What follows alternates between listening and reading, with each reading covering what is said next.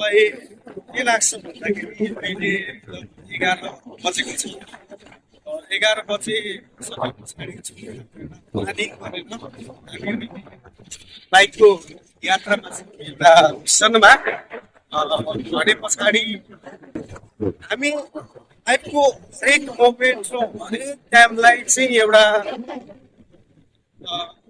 Divide गरेर एउटा race गर्नु परेको लाग्छ।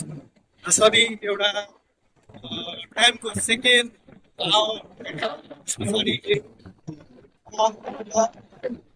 त्यस पछाडि 10 इयर जसरी हुँदै जान्छ हामीले पनि लाइफमा हरेक कुराहरूमा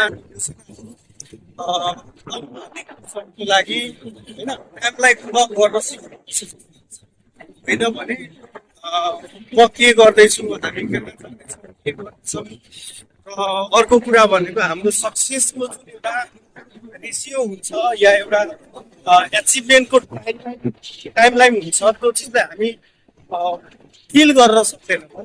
त्यस कारणले गर्दाखेरि हामी लाइफमा कन्टिन्युसली एउटा time management time to time होइन इभन आवरलाई भए पनि लाइफ ब्रेकआउट गरेर जानुपर्छ।